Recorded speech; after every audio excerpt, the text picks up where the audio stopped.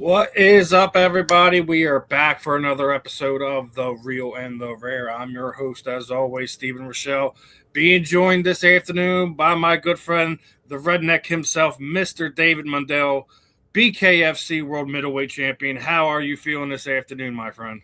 I'm on top of the world, man. You are, and as always, I always appreciate your guys' time. I always say this at the beginning of the episode. Really appreciate all the athletes who lend me their ears for their afternoons, their evenings, however it works out. So really appreciate you hopping on with us this afternoon, my friend. Of course, brother. I appreciate you having me as well.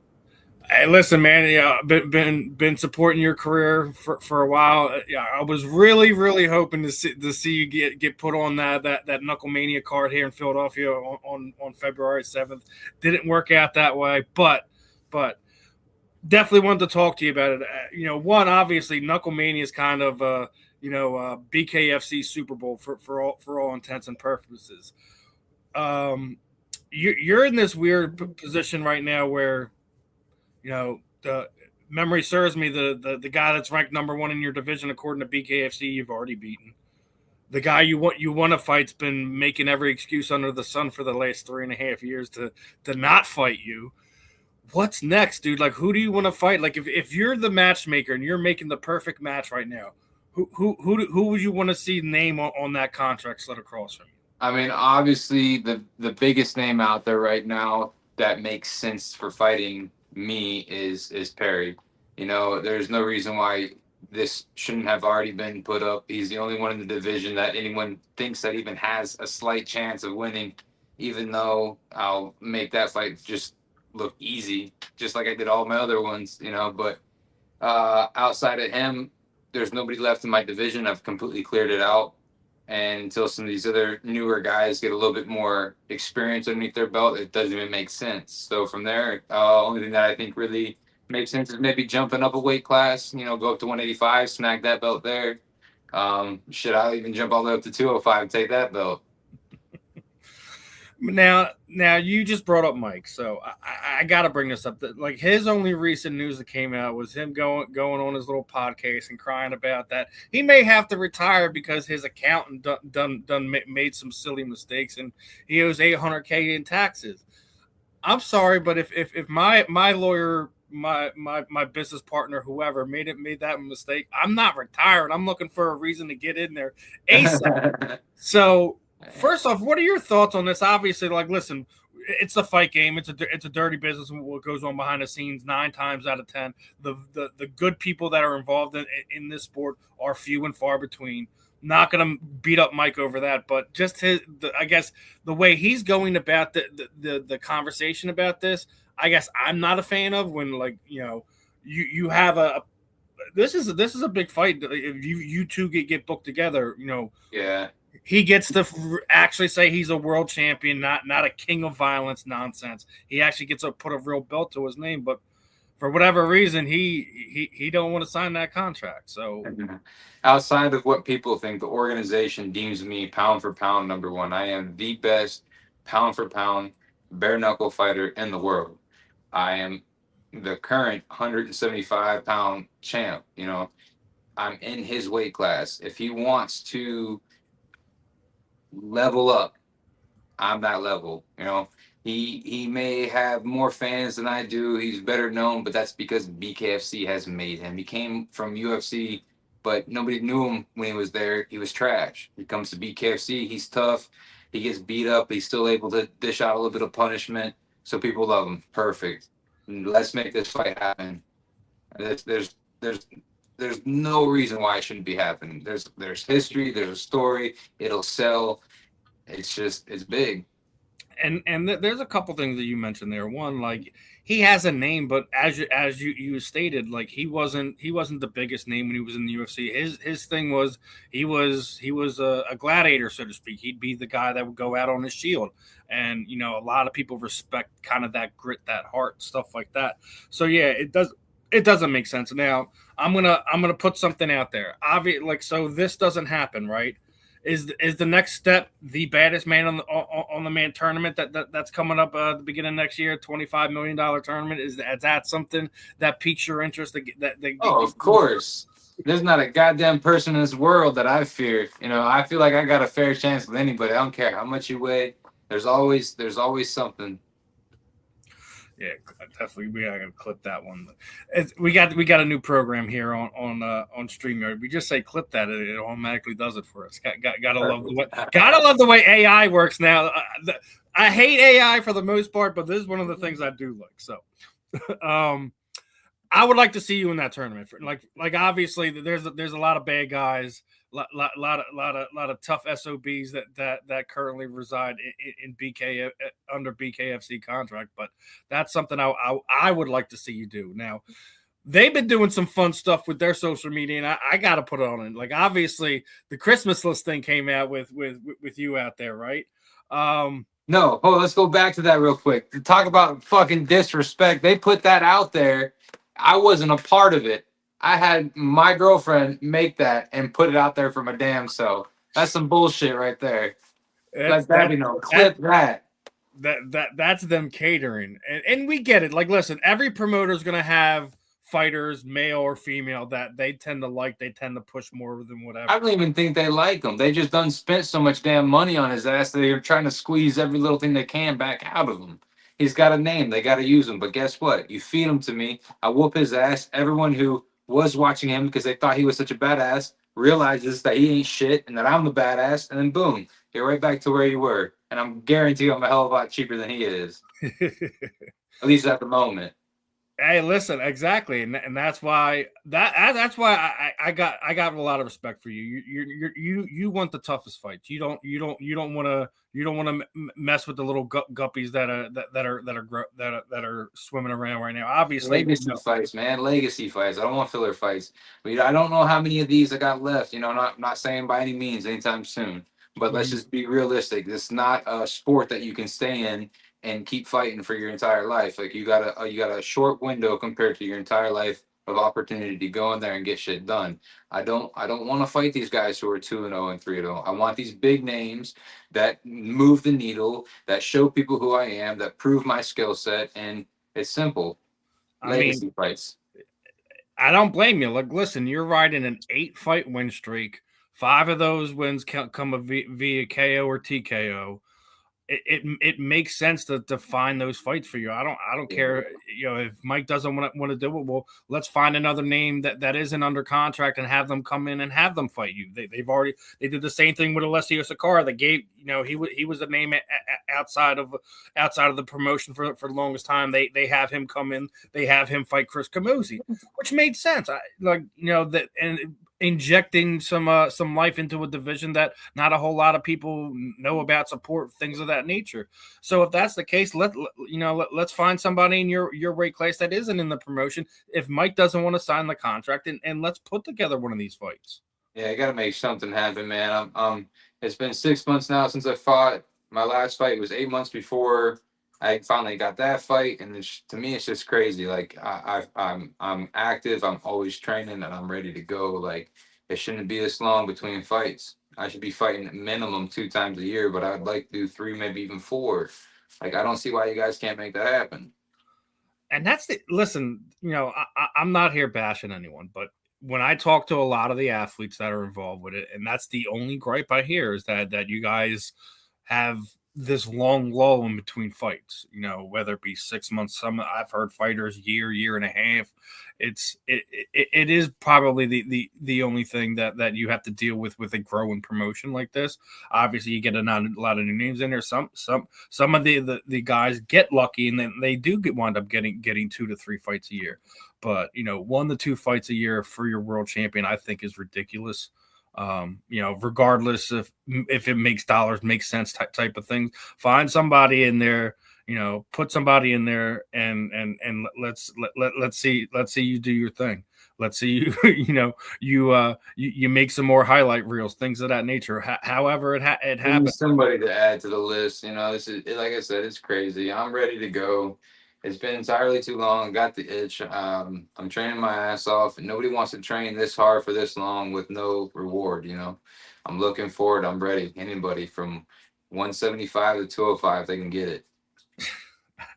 That's why I love you, brother. You don't care about the name as long as it makes sense and it's a challenge for you.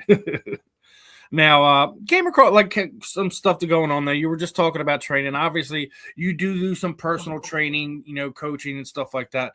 What do you get more joy out of? Do you enjoy getting in there and competing, or do you like sharing the knowledge with some of the young and up and coming talent, younger kids, etc.? A little bit of both. It goes both ways. I love coaching and stuff, but just can't really do that to the capacity that I know that I should when you have somebody else's career in your hands, so to speak. So until I can focus and dedicate myself to somebody, I don't have a business teaching them, to do any of this. Once I'm done fighting, then I'll be there. But also, right now, obviously, as long as I can, I love fighting. I'm here to do it. I don't think there is like it's one of the things I do talk a lot. Like the the thing that happens when a combat sports athlete, whether we're talking bare knuckle, MMA, boxing, whatever, the walk out, the go out there and performs, a couple thousand, hundreds of thousands, etc. Is there anything on this earth that can feel to that emotion that goes through you when you go out there and compete? That is a roller coaster. It's crazy. All the feelings, all the mixed emotions, all bottled up into that one point, and it doesn't matter how you feel because no matter what, you got to get in there and you got to do what you got to do. So, there's nothing quite like it. It's it's insane. It's intense. Listen, I was able to cover the last Knucklemania. I've been at the Wells Fargo, which is now the Xfinity Center, for Sixers games, Flyers games, playoff games, things of that nature. The energy I felt during the fights in that building was just second to none. Yeah, I've been in that building for UFC events. I was at both 101 and 133 in that building, and it wasn't it was double what it was in that at that time, and that was, if you ask me, that was when the UFC and MMA was at its height.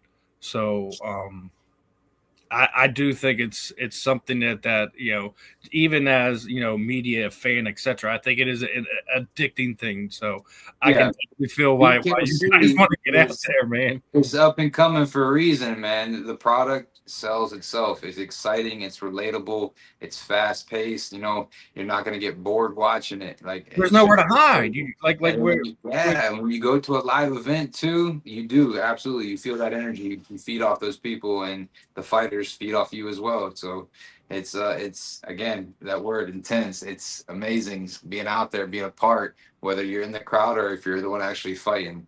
It's a must. Now, going from the intense part of your life to going into some other things, like obviously we're human beings at the end of the day, and there's stuff that's near and dear to our heart. Obviously, you're the redneck for a reason. Do you love training more, or do you love hunting more? Listen, catch me on what day it is. I might answer that differently. I love training. I love hunting. I love just doing whatever it is at that point in time I feel like doing. I just do me. Ain't nothing wrong with that. Now, one of the other things, like when I always like check up on you guys, see what you're into, what do you support. I see that you're a staunch supporter of the autism community. You like bringing awareness to that.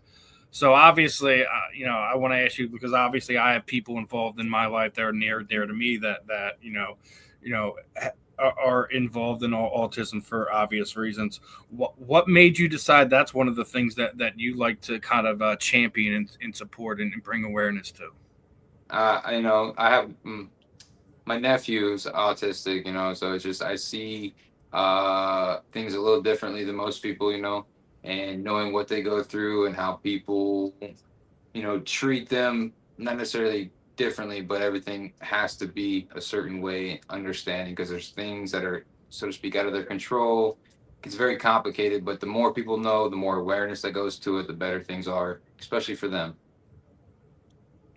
Yeah, it's like, listen, I don't. We're far from away from being anywhere where some of these people can live normal lives. Sometimes it's they're high on the spectrum. Sometimes they can live normal lives without any heavy drugs or anything like that. So it's one of those things where we're still in the phase where the most awareness we can get to it is the best. It's one of the reasons why I love my hometown Philadelphia Eagles, because they do a lot of autism stuff. Is one of the main things that Jeffrey Lurie kind of pushes. They have a biking event that raises funds for autism awareness. Where all the players do it, the fans do it, etc.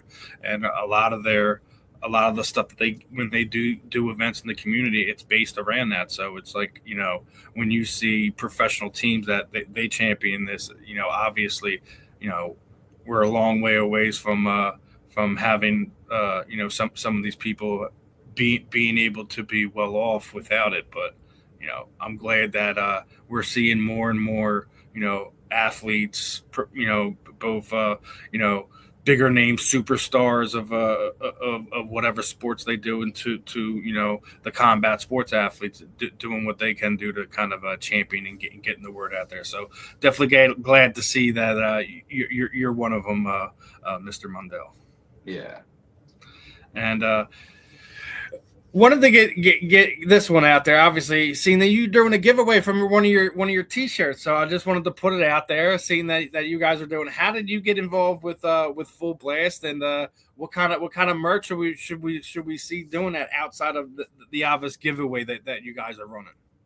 Well, Full Blast, let's go back to them real quick. Like, I met Chris. He approached me wanting, to really push the brand. Full Blast right now, people see it as just like a clothing line, but it's really a brand. Like they want to be known across the board. It can be anything, for anything in your life. It's just talking about getting after it, going full blast, attacking it, and doing what you got to do and getting it done.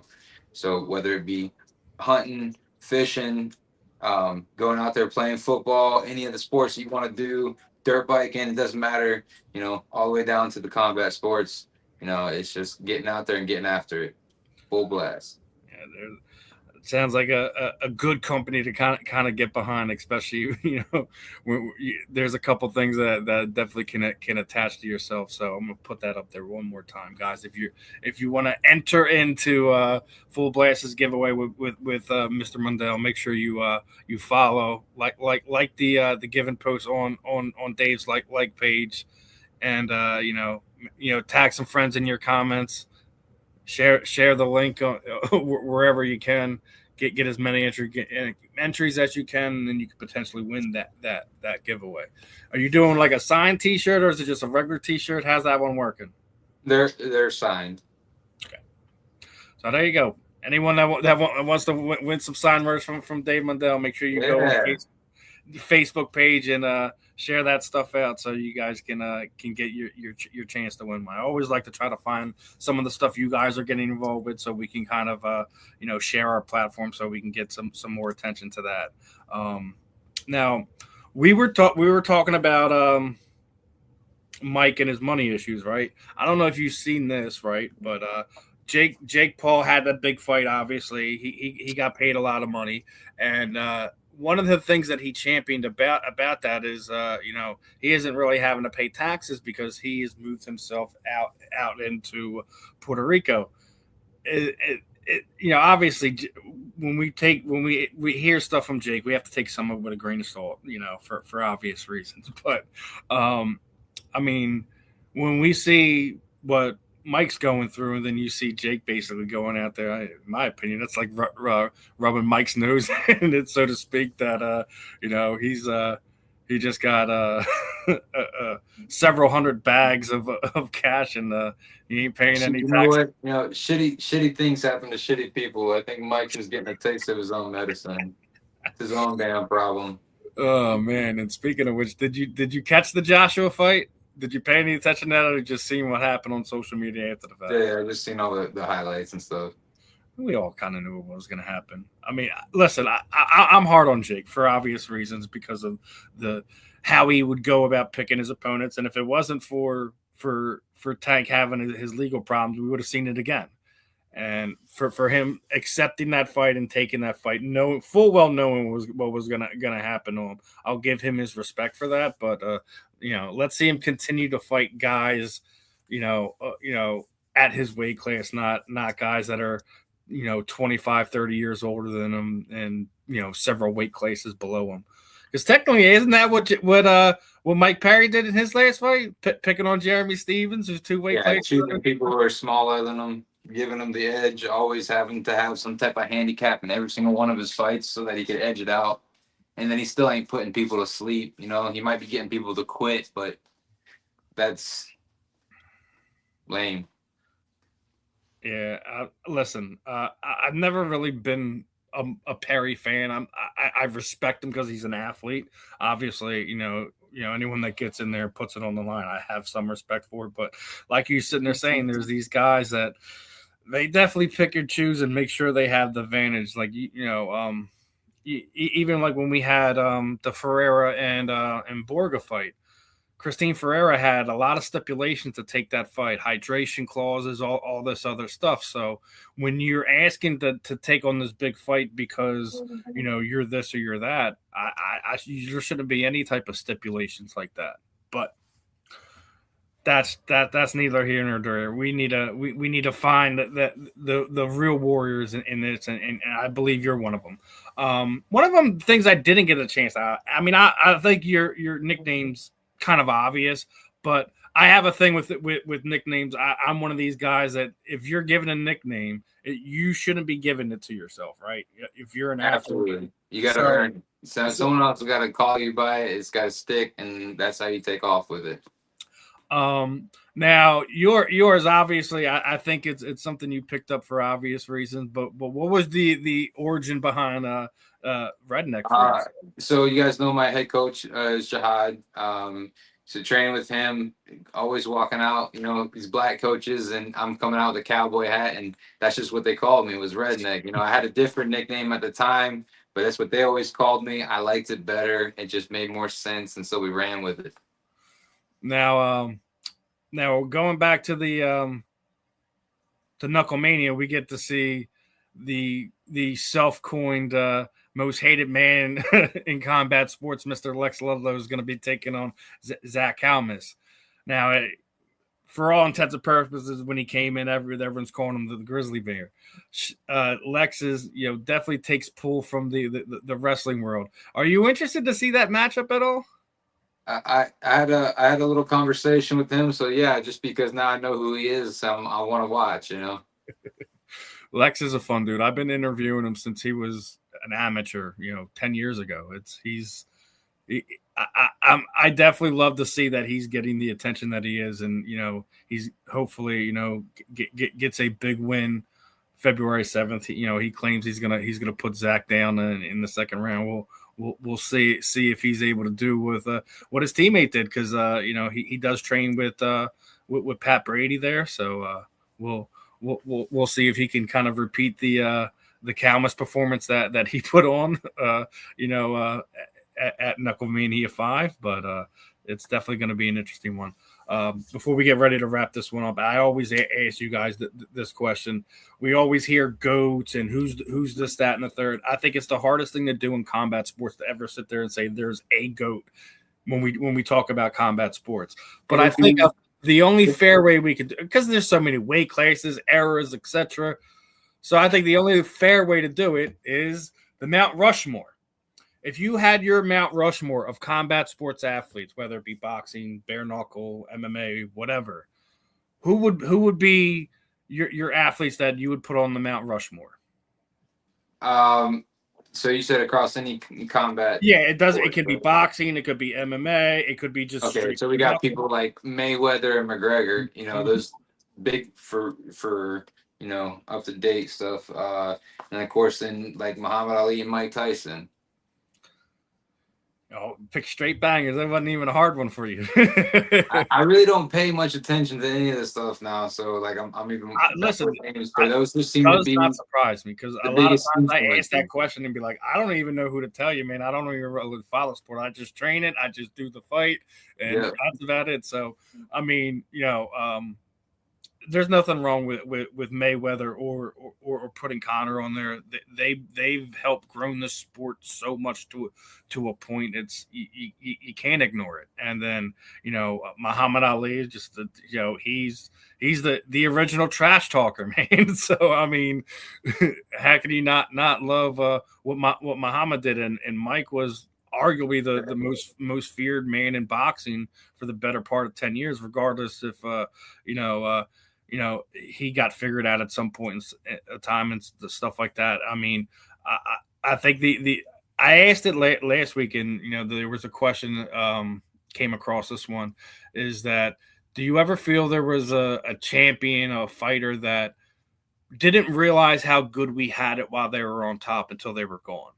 And the photo was behind Anderson Silva, because obviously he just had that big knockout last week over Tyron Woodley, and I kind of agree with it to a point, because there was a point in time he was like watching the Matrix, man. He was just annihilating guys, and it didn't matter if it was 85 or 205. He was one of those guys, and at some point in time, I don't know if it was just some of the matchups he was given, some of the ways he would go about fights, and it just. I feel like he's one of those guys, and I also put Demetrius Mighty Mouse Johnson on there. It's because he was just a special guy. He really made it possible for the lower weight classes to kind of really get eyes on them, at least in my opinion. But is there anyone you feel outside of the two names I just named that you just feel they didn't get the love they had when they were in their prime, when they were on their top, the most popular? Still currently in my prime, but myself. Hey, there ain't nothing wrong with that. I don't get noticed enough, like I just, I work my ass off. I would just say, dude, be yourself, man. Don't try to. I don't have a huge social media following. Come to his career. Everyone hates him now just because he thinks like he's this version of Chael Sonnen that is just terrible, absolutely terrible. I know what I'm capable of. I know the type of work that I put in. And I know my fight IQ, man, and I have not even scratched the surface of being able to show people what I'm actually capable of, and I go out there consistently just making this stuff look easy. The people who follow me, who actually ride with me, will tell me all the time, they're just so amazed because they're watching everybody else fight, all the other champions. They go in there, they come out, they look battered. I come out and I'm still clean, I'm not taking much damage, and I'm delivering a lot. Like I'm mangling my people, I'm putting them out. I'm actually putting them to sleep, not just making the ref step in and say, okay, that's enough. Although I've also done that. Like I'm out there. I'm constantly proving through my fighting what I'm capable of. And even though I don't got the social media to back it up, it's all coming together, and people are going to start seeing real soon. And now you can understand why Dave wants that legacy fight so bad. Yeah. Now, how we always wrap this one up, Dave, is I kind of throw the floor over to you. Anyone you would like to thank, training partners, teammates, shoot out your aforementioned social media sites, any sponsors you have, and any parting words. The time is yours, my friend. FCC, Hamilton Health and Wellness, and then Full Blast, man. Thank you guys so much. You guys, help me train in these huge gaps between my fights, which is ridiculous. You guys keep me pumping out, able to do what I want to do. And without you, that wouldn't be possible. Of course, with the fans always coming through, watching the fights, staying connected to the social media channels and all that. Thank you so much for all the support. And you guys just stay tuned, man, because somebody's going to get their ass whooped. Well, listen, that's why everyone is staying tuned, because they want to see somebody get their ass whooped. So, Dave, as always, it's a pleasure catching up with you. I know you got a lot going on today, so appreciate the time as always. Do your thing, man. I'm looking forward to the potential fight announcement, regardless if it's the most valuable loser, or if we hear you get put in that $25 million baddest man tournament. Whatever happens to be next is next. I'm going to be excited to see who they put up against the Redneck. It's going to be fun. So appreciate the time, brother. Of course. We'll do it again sometime soon. Sounds good. All right, Dave. Have a good afternoon, my friend. All right, everyone. That was Dave, the Redneck Mundell, one of the most under realized, under respected guys that we have in the BKFC. One of their champions. He just does not get the love he deserves. Well, we're going to give him the love he deserves here on the South Florida Tribune. Another fun episode in the book. That this was another episode of The Real and the Rare. I'm your host, Steve. We will be joining you again Monday for some J&S Philly Sports Stop and a lot more fun stuff going here on the channel. Like I said, we just passed 1 million views on the YouTube channel. We're going to be doing some more giveaways. So keep yourself locked in. Make sure you like, subscribe, share, and share all the love. Also, QR code up in the top corner. Check out the websites, the articles from our great writers. Other than that, I'm Steve. This was another episode of The Real and the Rare. Peace out, my friends. Catch you on the rebound.